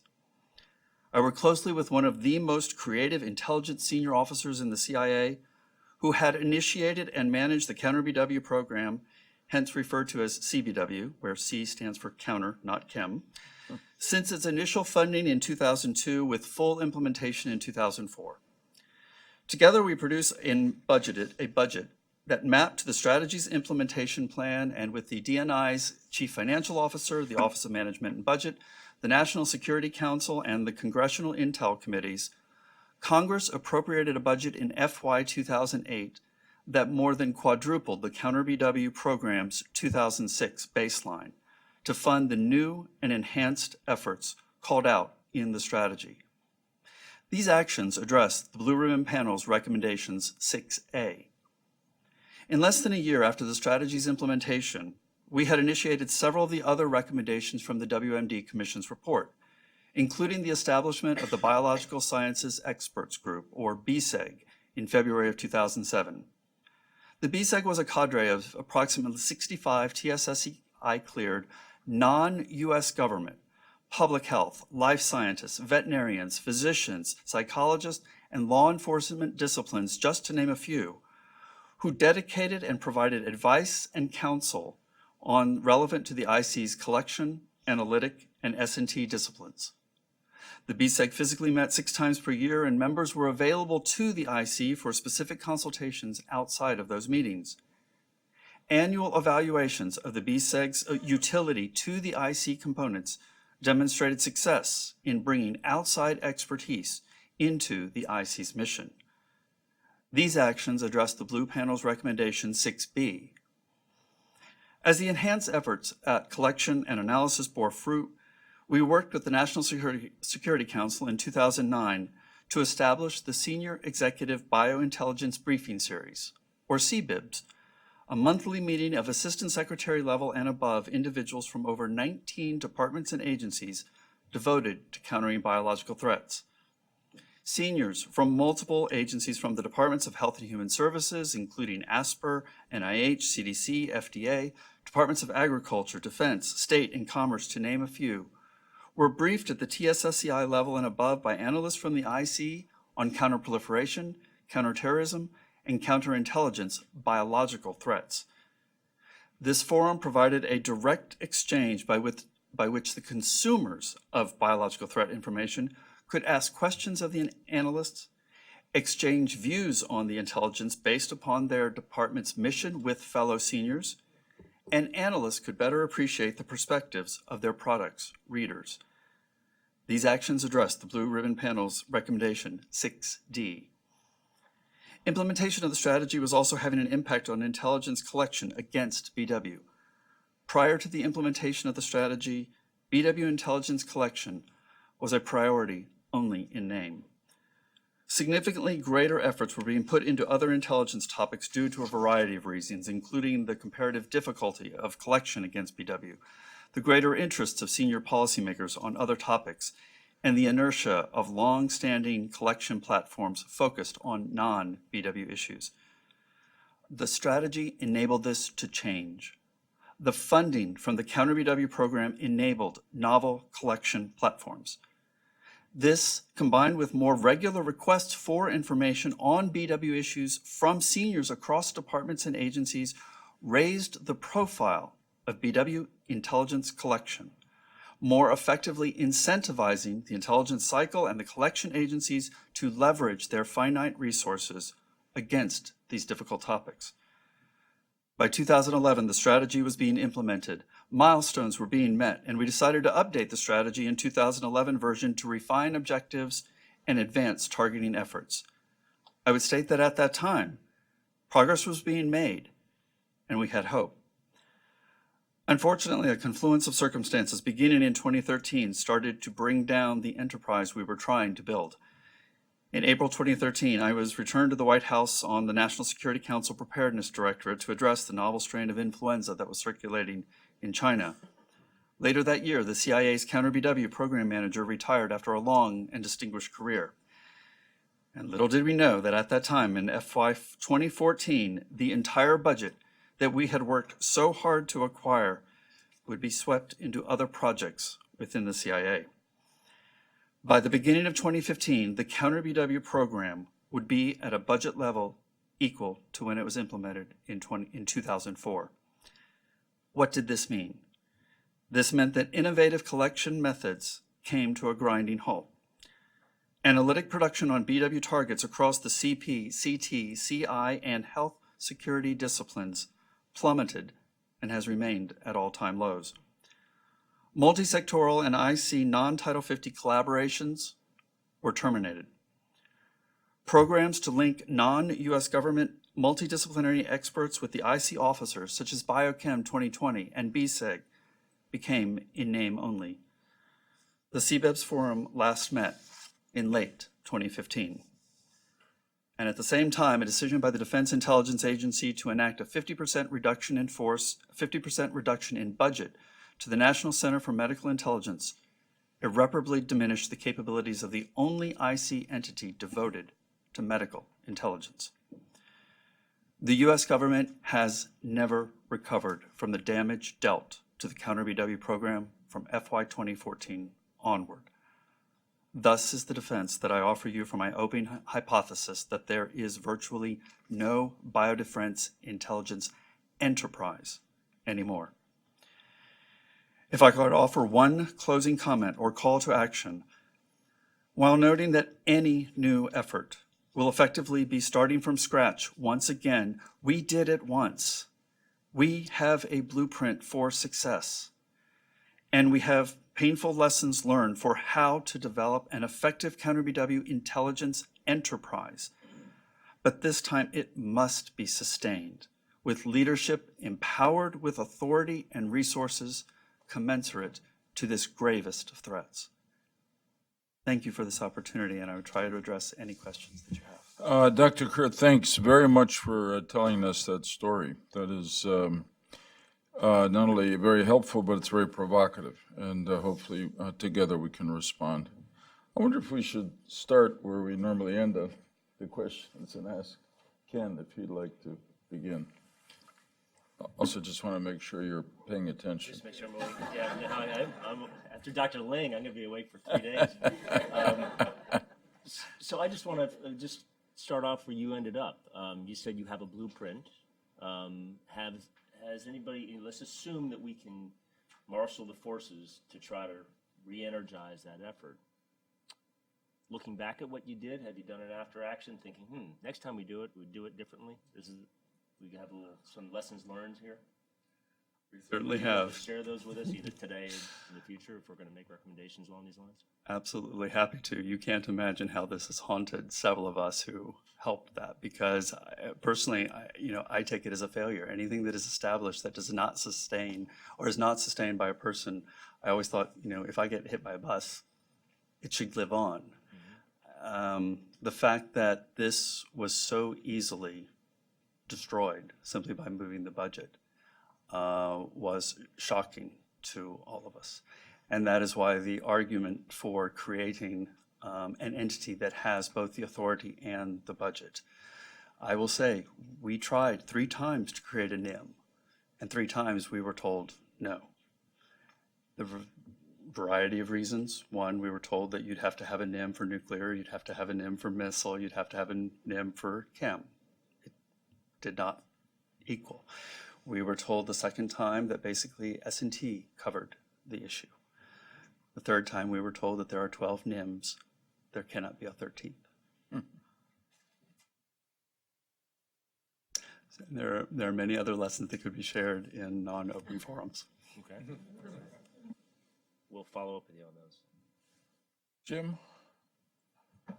Well, the question I was going to ask was how you analyzed the motivations for the deconstruction, but based on your past answer, I assume that not to be told here. Is that right?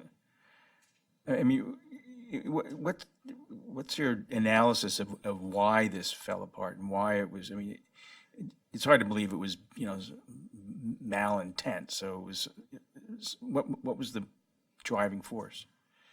I agree with you completely. My answer would be neglect.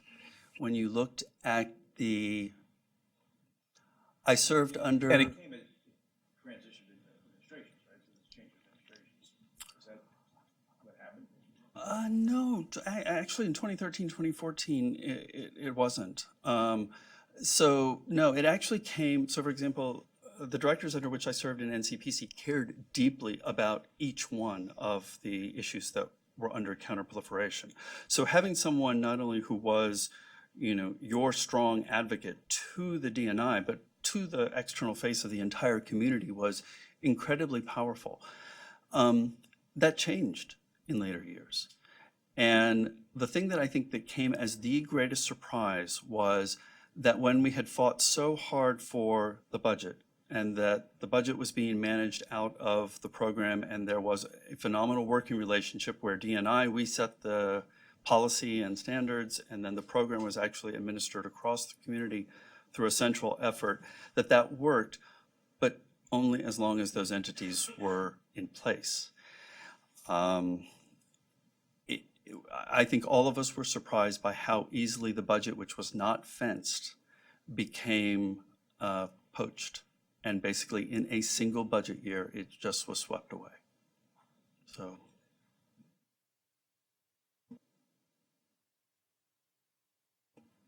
It's a pretty sobering assessment, Dr. Kerr. Thank you very much for it. Dr.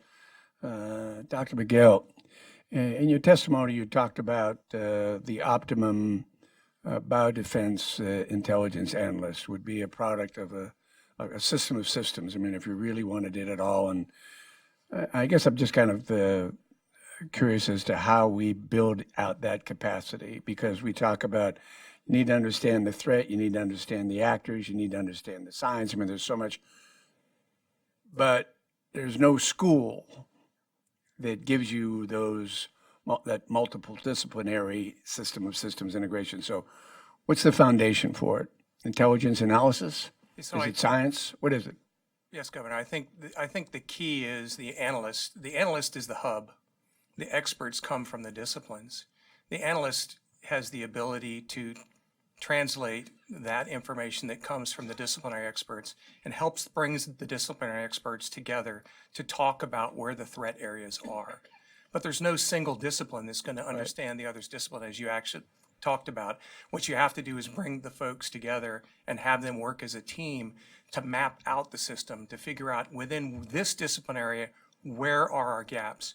Are they science gaps or are they intelligence gaps on a target?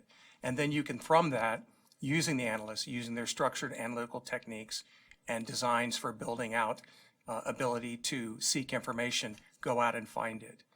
One of the big areas that is coming out today that we need an analyst is data science.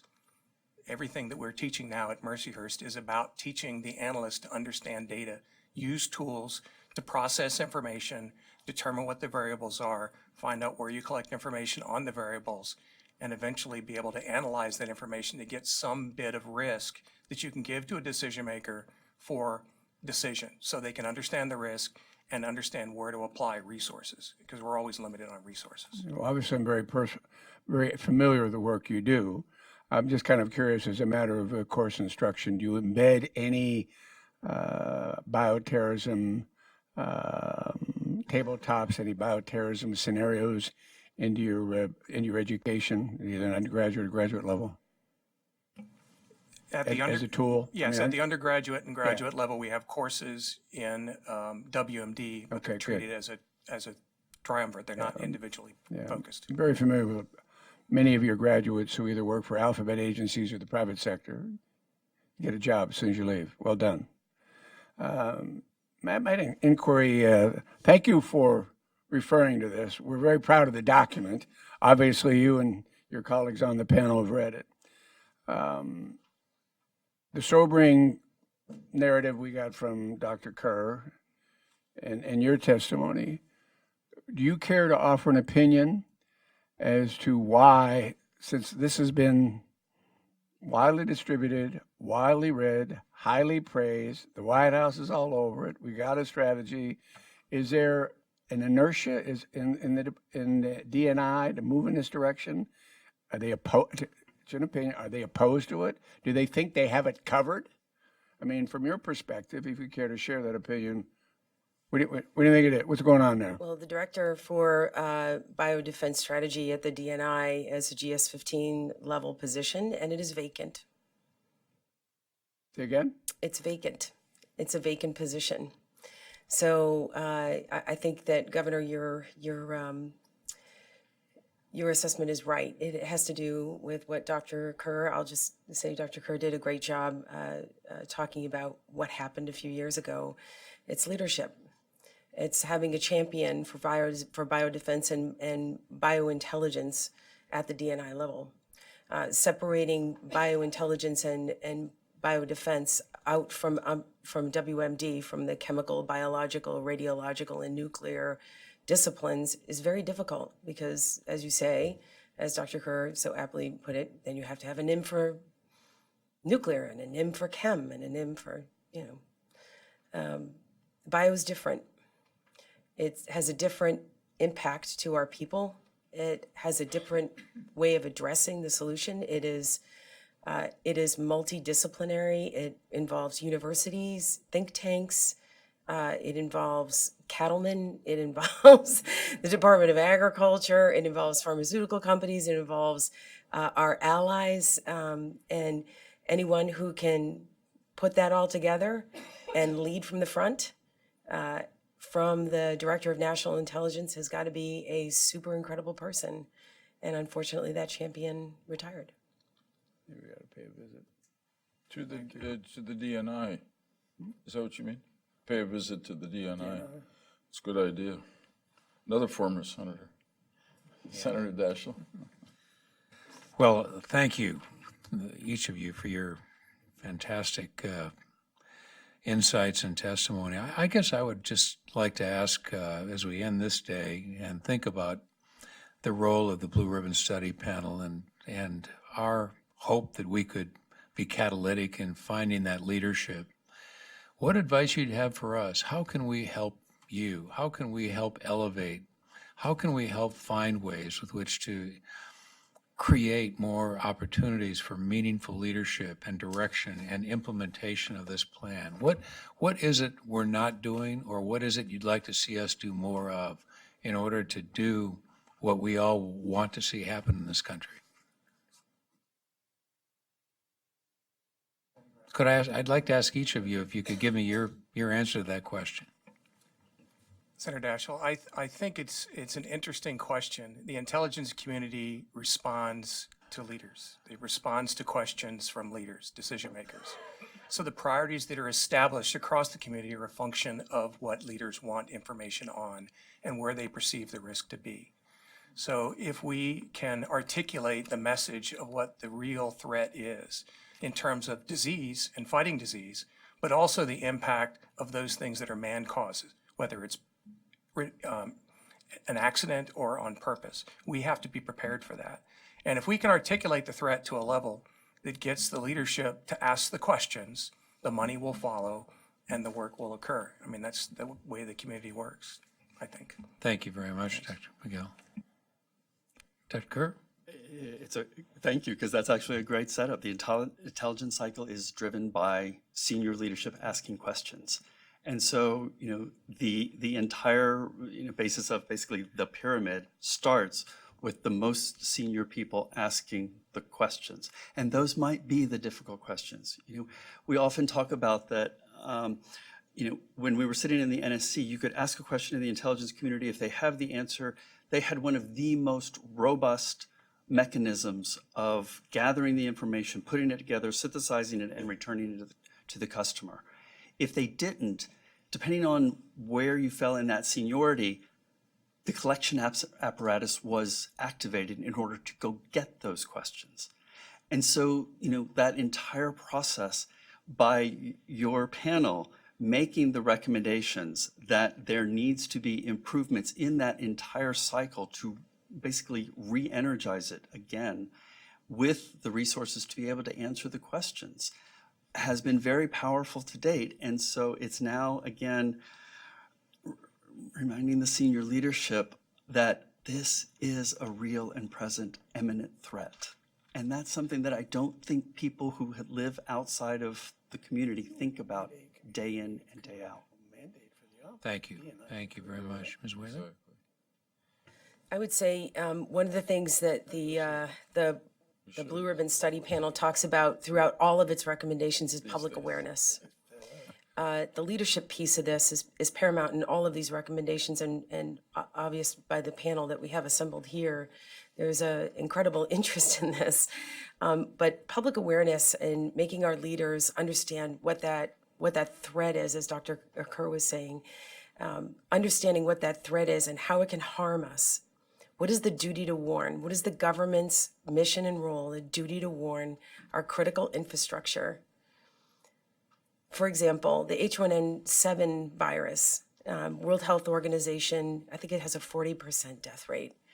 The World Health Organization, the agreement is that if you have solutions or studies that you are responsible for identifying those solutions and studies and telling the other members of the World Health Organization. And what if one of those countries has a solution, has a remedy for H1N7 and refuses to share it? Introducing a vulnerability globally, protecting their people, but no one else. The duty to warn, the public awareness that this is a real threat to the United States. And what are we doing about it? Where's the leadership? How do we make it an enterprise again? A community looking for a solution. And this panel is very important. My recommendation or my personal opinion would be, I offer that doing some more time and spending some shoe leather on Capitol Hill and making folks aware so that our people know. Thank you. Thank you all. So let me pick up on that and ask to what extent the biological threat, from your observation, seems to be on the minds of the members of the Intel committee that you serve. So the members of the Senate Intelligence Committee have had a number of briefings behind closed doors. Yeah. And some of the members walk away quite scared. They're very concerned about where we are with our ability to react to a biological threat, and that we know where those threats are coming from, and that we know what the vulnerabilities are of our people. They're also very concerned about the amount of attention that's being spent and the amount of money that's directed towards solution. So, In other words, not enough. not enough. Right. And also, the missions and roles aren't clearly defined. Their leadership, the leaders in the intelligence community now, of course, this problem extends well beyond the intelligence community, but the intelligence community's job is to understand the threat, understand our vulnerabilities, and guard against them, make those recommendations to guard against them for the defense piece, right? DoD defense piece, DHS defense piece. And there's intelligence elements in every single one of these enterprise members, but it's not an enterprise, as Dr. Kerr put it. It's a community, but it's not an enterprise. So how do we have better leadership? How do we understand out beyond the intelligence community, beyond those members of the intelligence community? What is our duty to warn? What is the mission and role of the intelligence community? And then how do we share that data so that it's protected? Because it's really sensitive stuff. How do we protect it? But how do we share it at the same time? Right. So, except for an occasional, a novel that scares people about the biological threat, it's on people's minds. And of course, it was during the anthrax in 2001, Senator Daschle was a target of. And now, every now and then, when something regarding ricin comes up, people do get a bit nervous about it. The poisoning of the former Russian agent in England got people's attention. It was quite different. It was targeted and all that, but it got people's attention. On the question of the infectious disease pandemic, the country was in a state, almost a frozen state for a while about Ebola, and it was really quite confined. And thank God not much happened, but people are frightened by that. And of course, when you think about what happened in 1918, as we said earlier today, that there's good reason for that. So there is public concern out there. The question is how to take this threat and make it a priority for the leaders so they get ready for it. Because as I said to Tim Morrison earlier in the day, a lot of the work that's being done on this is invisible to almost every other American until that day comes, God forbid, when there is a biological attack or there is a genuine outbreak of infectious disease. Then the entire country and world will be focused on it, and a lot of fingers will be pointed if we're not ready. I mean, and that's actually how we got to our, as I recall it, our recommendation for a national intelligence manager for biological threats, which is if you think about how do you defend against the threat, it's like any other defense effort, and this one particularly, you need good intelligence. And as we studied the field, it seemed to us that in this part of it was like most everything else we were seeing.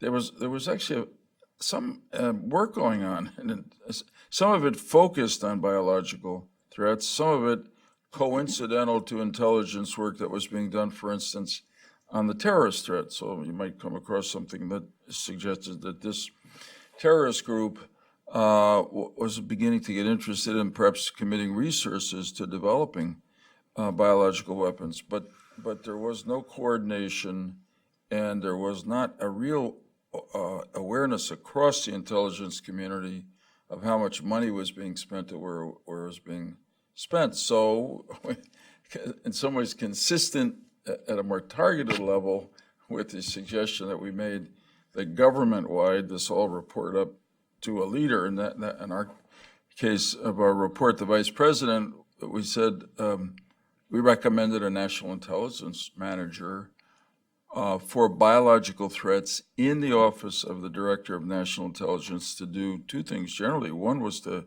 coordinate the biological intelligence activities going on. Perhaps in some ways, part of the coordination would be to say, well, we're not doing enough over here. So, and then the second, as part of it, was to both coordinate the expenditure of money, but then, if necessary, advocate for more money. So, I think I've heard the drift of what you all said, but I'm curious as to whether I'm curious about the attitude, the opinion you have about this idea of a national intelligence manager for biological threats. Is it a good idea? Is it the way to answer some of the problems you've described and we've described? Ms. Riley, do you want to start? I think it's a good idea. I think we got to put some meat on the bones on what the NIMS qualifications would be, and then what that NIMS outreach would be to the rest of the community which it serves, right? So this isn't just an intel problem. Right. This is also a reaction problem. The Department of Agriculture, Health and Human Services, which doesn't even have an intelligence arm. They're thinking about it, but they don't even have one. Universities, how does this person reach out to the rest of the community? Because all of those solutions aren't in the intelligence community. They're out there. They're in the pharmaceutical companies. They're in the universities. Duncan brought up the importance of good analytics, big data. Google, Amazon, bring them in too. But that person is going to be able to reach out into the entire community. Intelligence is a supporting role, right? It supports. You don't have a Secretary of Intelligence. It's a supporting role to every single one of the departments, bureaus, and agencies in the U.S. government. So, preventative measures, as you brought up, Mr. Weinstein, this is very important. And understanding what those preventative measures are, without being a Chicken Little and saying the sky is falling and everybody's going to die of anthrax, or Ebola, but have a resolute, mature, and very sober approach to what biodefense really is and what could really harm us. That NIM is critical.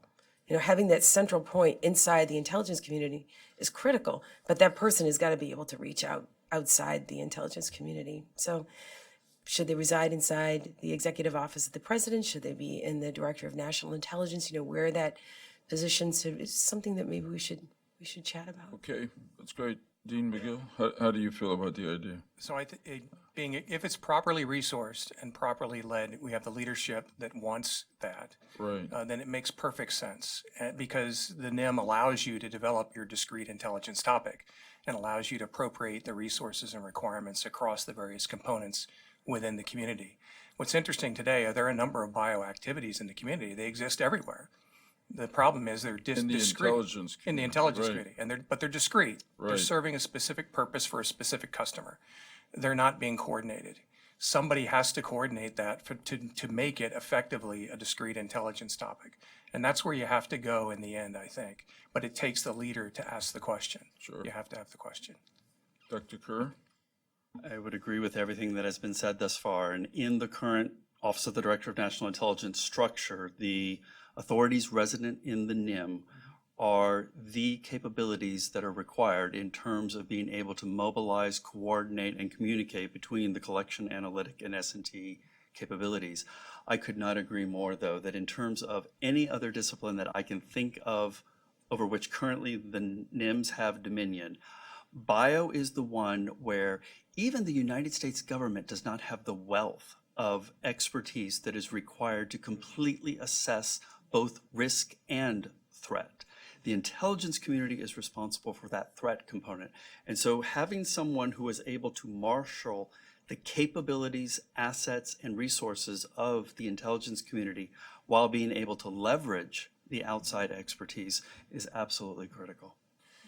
Okay, that's great. You know, Governor Rich said maybe we should go see Dan Coates, our friend at the DNI, which is, I think, a good idea. And then maybe we should go and see our friends on Senate Intel. This can be done by order of the DNI, but I don't think we need legislation. But maybe we'll come away Let it from. be written, so let it be done. That would be good. Exactly, that's enough. But if right. maybe Dan Coates would like it to be in legislation, then we'll come and see. Is there an Intel authorization bill? Chris, do you do it every year? Yes, sir. You do, right? Yes, sir. Yeah. Okay. Well, we might come and see you. Okay. There's been a great panel, really. Great day. Yeah, and a great day. Thank you, Mr. Chairman. Mr. Chairman? Final any comments? Yes, George. Yes, I'd like to build on something that Ms. Riley raised, where it's another example of a sleep at the switch. This issue of foreign access to genetic information on people in this country.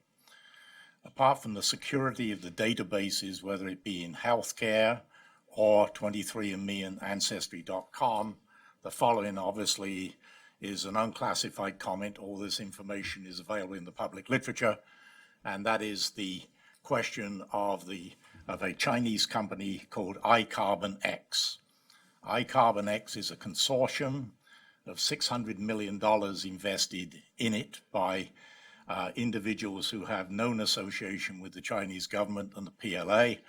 The head of that consortium is a very gifted geneticist who actually built the Beijing Genome Institute, which is the largest genome sequencing capability in the world. The colloquialism is if it moves, they'll sequence it. So that's everything from microorganisms to us. But they have invested in buying up a number of companies, all of which are related to either profiling the antibodies which are present in the bloodstream of Americans, or the technology for measuring those antibodies in the bloodstream of Americans. But most important, quite remarkably, and in my opinion, unethically, Patients Like Me, which was an altruistic foundation where individuals with rare genetic diseases donated their genetic information for the purposes of advancing medical research. iCarbonX paid Patients Like Me $100 million for access to the records on 600,000 Americans with rare genetic disorders. And I would submit that that is only the tip of the iceberg relative to a very purposeful campaign on the part of the Chinese to actually gain access to the comprehensive genetic information of the American population. Well, that'll keep us up tonight. Cheery way to end up. Yeah. Yes, Dr. Koresh. Thanks, George. That's really riveting. I hadn't thought about where that information goes.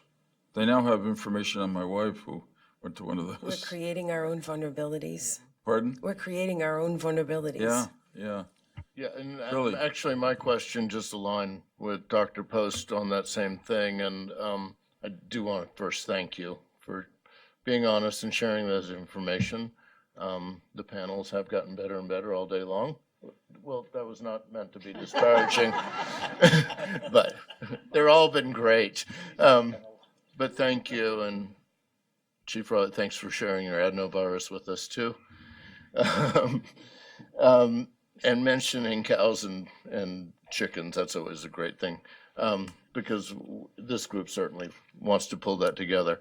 So, and I think, we're talking a lot about catching up now. We're talking about a lot of catch up here, but I want to kind of move us a little forward thinking, and just as Dr. Post was saying, last week I was at Bill and Melinda Gates Foundation, Grand Challenges, and they paid for 1,200 scientists to come in and announced a big initiative with the Chan Zuckerberg Center, which is out at UC San Francisco, offering money and a free genetic sequencer to everybody who wants one, as long as you share all your genetic findings on microbes and humans from around the world with them, and they'll do the analysis for free, and they'll store all the data for free.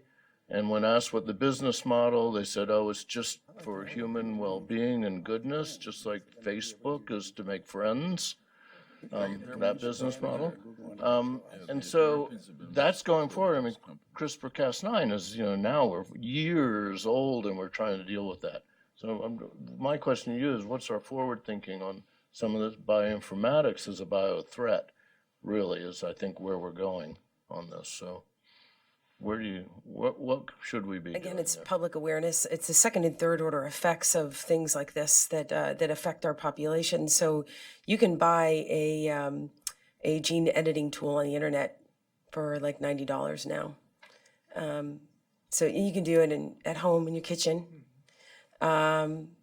Modify genes in mice or a plant or whatever you like.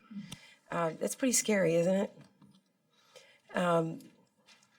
The fact that, folks are so, they'll go to a hospital and, they'll have blood drawn and there's a little box at the bottom, very fine print that says, would you like your DNA shared with, for research, for medical research? And everyone checks that block and nobody has any idea where their DNA is going. And, in the intelligence community, we talk about obfuscation of data. How do you obfuscate DNA? It's Mrs. Fields' recipes to her cookies. I mean, you can't obfuscate it. It is your DNA. So you can extract a name, but you're still going to be able to find out who that person is. Everyone is unique. There's no way to obfuscate it. Everyone is unique. So as we introduce these vulnerabilities, just interest in our own well-beings and our naive, I'll say naive, interest in medical research and checking blocks. And yes, of course, and I fell for it too. My father was at Johns Hopkins and he had leukemia and he was dying and I would do anything to save him. Anything. Cut off my arms and legs, whatever, just save him. Checking blocks all over the place. Use my DNA for whatever you want. I fell for it too, but I didn't know. So the public awareness piece of it, how do we prevent that? How do we protect our human data? How do we understand, put the warning on the side of the cigarettes? Warning, Surgeon General has determined that the Chinese could get access to all of your genetic makeup and start editing the entire American population.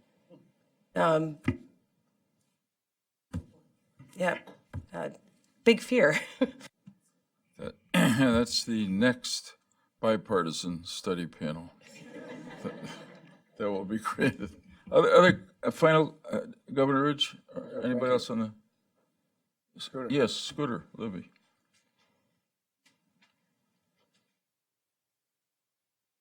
Thank you all for your testimony. I'd like to make one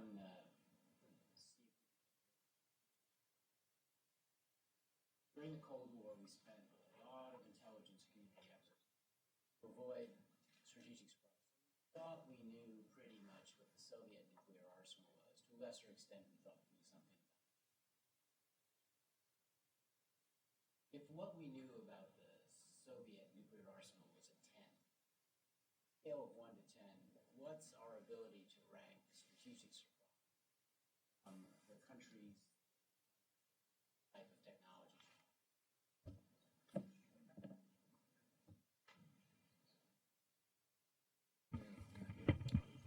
Because I'm told it wasn't functioning. Sir, I'd say it's probably, That's the chairman editing me out, which is No, that was the Russian embassy editing you. the interesting piece to this puzzle is when you start looking at the difference between nuclear weapons and bioweapons, it has to do a lot with the way you look for your keys in the parking lot at night when you lose them. Where do we all look? We look under the lights because we can see it. So we can see the nuclear threat. We can measure it. We can define it. It's measurable. The bio threat is much more complicated because of the dual use nature and the differences in the dual use in nuclear weapons. There's a physical difference. There gets to be physics that can determine whether it's this or that. It's much more difficult in bioweapons because you don't know when you're doing gene editing, is that for nefarious purpose or not? And it's much smaller. It's much easier to hide. It's much easier to produce even in an industrial scale, let alone in a laboratory scale. So I'd have to say, if I had to give you a number, 1 or 2. Always right. I mean, Dr. Kerr, you agree? I had actually answered your question with a 1 or 2 as well. For all the reasons given, the signature, for me, one of the fundamental differences is that when you look at intent, motivation, and commitment, and by that I mean that you have, intent is fleeting. Today, I intend to do something. Tomorrow, after talking with you all, I may intend to do something else. Commitment is when I'm actually committing resources. In other words, I've established a laboratory, I have bought reagents, I have gathered a pathogen. If I'm a scientist bearing an intent, wishing to carry something out, and the ability to actually make that pathogen, I am the delivery of that biological weapon. It's not the same for a nuclear physics reaction. So everyone who knew going into my office, they were never allowed to say it's too hard, because that's almost a given for our issue. But when you look at breaking down the individual components to try and dissect them, and what is it that the intelligence community can bring to bear on each of those, it becomes a more tractable problem that you can actually design platforms that address specific aspects to it. So I would still put it, the way you phrased your question, at though a 1 or 2 compared to the nuclear issue. Biological strategic surprise. So President Xi and President Putin look at strategy in many years out. President Xi is 300 years out. Putin is, obviously, you can leapfrog leadership in Russia, but the strategic outlook is, 100 years. In the United States, our strategic outlook is the next quarterly earnings statement. So we have a hard time with strategy. We can dismantle or birth things within a few years, and our ability to hold them, champion, and lead them is challenged. Intent, motivation, and commitment. President Xi's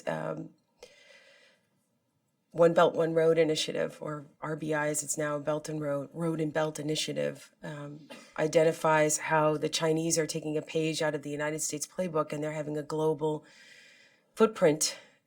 Everywhere where we're not looking, they're moving in. And this might be a place where we're not looking and they're moving in. I would put it at a 1 or 2. Okay, well, it's always good to end a meeting knowing that there's a lot yet to do. Anyway, I thank this panel very much, and I thank all of you who have been interested enough in this subject and this threat, really, to stick with us all day. We'll be back in a month or so. Thank you very much. Go safely.